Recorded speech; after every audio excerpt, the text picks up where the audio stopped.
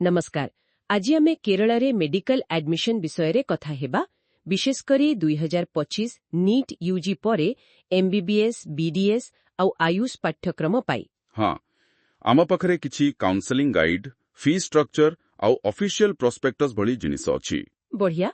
आमे चेष्टा करिबा एसबुरो मुख्य कथागुड़िक बाहर करी आशायी मानंकु जणाइबाकू। निश्चय, जेमिति समानकु केरल एडमिशन पई गोटे स्पष्ट धारणा मिलिजिवो। तेबे आरंभरू कहिले केरल रे मेडिकल पढ़िबा पई सबुठु प्रथम आउ जरूरी जिनिस कोन?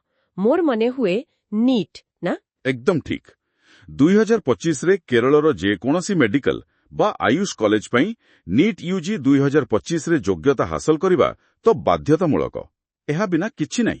अच्छा। तापरे आसे राज्य स्तरीय काउंसलिंग।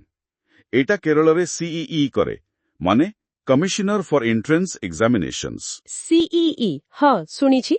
सेमनकर वेबसाइट भी अछि ना, cee.kerala.gov.in बोधे। हाँ सेटा cee.kerala.gov.in सबु तथ्य सेठी मिलिबो। सुनिथिली से नागरिकता को नै किछि वर्गीकरण कथा। ओहो हाँ, सेटा बहुत गुरुत्वपूर्ण।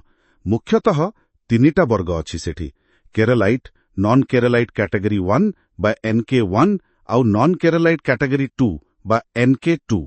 अच्छा, तीनिटा NK1 आउ NK2 एटा काई की एते जरूरी? कारण एई वर्गीकरण उपरे निर्भर करे आपण क्यों कोटारे सीट पाइबे। विशेष करी सरकारी कॉलेज रे आउ फी केते हेबो सेटा भी एह उपर निर्भर करे। बुझिली। तेणु निजर सठिक वर्ग जानिबा आउ सेही अनुसारे प्रमाणपत्र देबा निहाती दरकार। एकदम। पंजीकरण, फी देबा, सर्टिफिकेट अपलोड करिबा सहित एटा भी गुरुत्वपूर्ण। आउ चॉइस फिलिंग सेटा केते गुरुत्वपूर्ण? सेटा तो माने पूरा खेल बदलै देई पारे। आपणक रैंक आउ पसंद अनुसारे कॉलेज आउ कोर्स रो लिस्ट तैयारी करी सीई पोर्टल ले दबकु आबो। समय सीमा भितरे तो? हाँ, निर्धारित समय सीमा भितरे।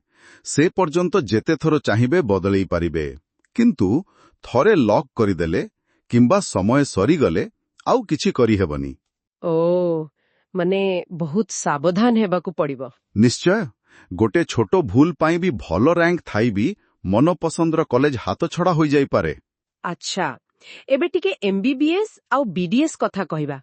केरल रे सीट संख्या केते थिबो अंदाज? आउ भलो कॉलेज कोन कोन अछि? देखंतु, जहा सूचना अछि सरकारी आउ बेसरकारी मिसेकी एमबीबीएस पई प्राय 3182 आउ बीडीएस पई 2077 सीट अछि। ठीक अछि। सरकारी भितरे तो government medical college Thiruvananthapuram, Kozhikode, Kottayam एसबु बहुत प्रसिद्ध। हाँ, एगुड़िकर ना शुणिछि। आउ बेसरकारी रे भी भलो ऑप्शन अछि, जेमिति कि Amala institute, jubilee mission, KMCT medical college, Pushpagiri एमिति आहुरी अनेक अछि। आउ गोटे कथा मु शुणिथिली, केरला एमबीबीएस पई गोटे ओपन स्टेट बोली। एहार अर्थ कोन? बाहर राज्य पिलांक पई एथिरे किछि सुविधा अछि कि? हाँ, एटा गोटे बड़ कथा। ओपन स्टेट माने हेला केरला रे जो बेसरकारी सेल्फ फाइनेंसिंग मेडिकल कॉलेज अछि सेथिरे थिबा 15% मैनेजमेंट कोटा सीट पई भारतर जे कोनोसी राज्यर पिला आवेदन करि परिबो। अच्छा, ताहले ओडिसा रो भी पिला जाई परिबे? निश्चय। जदि नीट रे योग्यता थिबो आउ सेमाने सही मैनेजमेंट कोटार फी देई परिबे ताहले सुजोग अछि। ओहो, फी कथा उठिला। केते खर्च पड़ी पारे? सरकारी आउ बेसरकारी कॉलेज भितरे केते तफात? तफात तो बहुत बेसी। सरकारी कॉलेज रे साधारण मेरिट सीट पई देखिबे वार्षिक ट्यूशन फी प्राय 26,600 टंका पाखापाखी। एते कम? हाँ, किंतु बेसरकारी कॉलेज को गले साधारण सीट पई भी वार्षिक प्राय 6.5 लाख रु धरंतु 7.6 लाख टंका जाए हेई पारे। बापरे। आउ एनआरआई सीट कथा तो अलगा, सेठी वर्षकु 20 लाख टंका पर्यंत भी जाई पारे। तेणु आर्थिक दिगटा भलो भाबे देखिबाकू पड़िबो। हाँ, सेटा तो निश्चय। अच्छा, एमबीबीएस, बीडीएस छड़ा आयुष पाठ्यक्रमर कोन स्थिति, जेमिति बीएमएस, बीएचएमएस, बीएसएमएस, बीयूएमएस सेगुड़िकर एडमिशन केमिति हुए? आयुष पई भी नीट दरकार। काउंसलिंगटा 2 स्तर रे हुए। सर्वभारतीय कोटा माने 15% सीट पई एसीसीसी काउंसलिंग करे। एसीसीसी माने? Ayush admission central counselling committee. और बाकी जो 85% राज्य कोटा रहिला सेटा पुणी केरल सीडे दायित्व रे। बुझिली। सीट केते थाए एगुड़ी करे? मोटामोटी भावे बीएमएस रे सरकारी रे 208 और बेसरकारी रे 731। BHMS ରେ କେବଳ ସରକାରୀରେ 303, BSMS ପାଇଁ ଶାନ୍ତିଗିରିରେ 50-80 ଅଛି, ଆଉ BUMS ପାଇଁ ମରକାଜ କଲେଜରେ 60ଟି। ଆଉ ଏଗୁଡ଼ିକର ଫି କେମିତି? MBBS ଠାରୁ କମ୍? ହଁ, ସାଧାରଣତଃ କମ୍। ସରକାରୀ BMS ରେ ବର୍ଷକୁ 13,000ରୁ 17,500 ଟଙ୍କା ଭିତରେ, କିନ୍ତୁ ବେସରକାରୀ BMS ହେଲେ ପ୍ରାୟ 2 ଲକ୍ଷ ଟଙ୍କା ପାଖାପାଖି। ଆଚ୍ଛା। ଆଉ ଗୋଟେ ମଜା କଥା, ସରକାରୀ BHMS ଫି ବହୁତ ହି କମ୍, ବର୍ଷକୁ ମାତ୍ର 1260 ଟଙ୍କା। ମାତ୍ର 1260? ଏତେ କମ୍? ହଁ, ବିଶ୍ୱାସ ହଉନି ନା, କିନ୍ତୁ ସେଇଆ ତଥ୍ୟ କହୁଛି। ଶେଷରେ ଆସନ୍ତା ବର୍ଷ ପାଇଁ କିଛି ଗୁରୁତ୍ୱପୂର୍ଣ୍ଣ ତାରିଖ ମନେ ପକାଇଦେବେ କି, ଯେମିତି ନିଟ୍ ପରୀକ୍ଷା, ଫଳାଫଳ ଆଉ କେରଳା କାଉନ୍ସିଲିଂ କେବେ ହେଇପାରେ? ଦେଖନ୍ତୁ, ଏଗୁଡ଼ା ସମ୍ଭାବ୍ୟ ତାରିଖ। ନିଟ୍ 2025 ପରୀକ୍ଷା ବୋଧେ ମେ 4, 2025ରେ ହବ, ଆଉ ଫଳାଫଳ ଜୁନ୍ 14, 2025 ପାଖାପାଖି ଆସିପାରେ। ଆଉ କେରଳା ସିଇ କାଉନ୍ସିଲିଂ?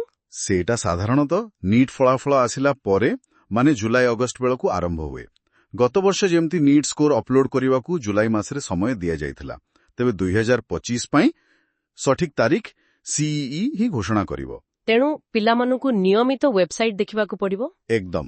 ସିଇ କେରଳାର ୱେବସାଇଟ୍ ce.kerala.gov.in ଆଉ ସର୍ବଭାରତୀୟ କୋଟା ପାଇଁ MCCର ୱେବସାଇଟ୍ mcc.nic.in ନିୟମିତ ଚେକ୍ କରିବା ବହୁତ ଜରୁରୀ। ତାହେଲେ ସଂକ୍ଷେପରେ କହିବାକୁ ଗଲେ, କେରଳରେ ମେଡିକାଲ ବା ଆୟୁଷ ପାଇଁ ନିଟ୍ ସ୍କୋର ତ ମୂଳ, ତାପରେ ସିଇ କାଉନ୍ସିଲିଂ ପ୍ରକ୍ରିୟା, ନାଗରିକତା ନିୟମ ଆଉ ଫି, ଏସବୁକୁ ଭଲ ଭାବେ ବୁଝିବାକୁ ପଡ଼ିବ।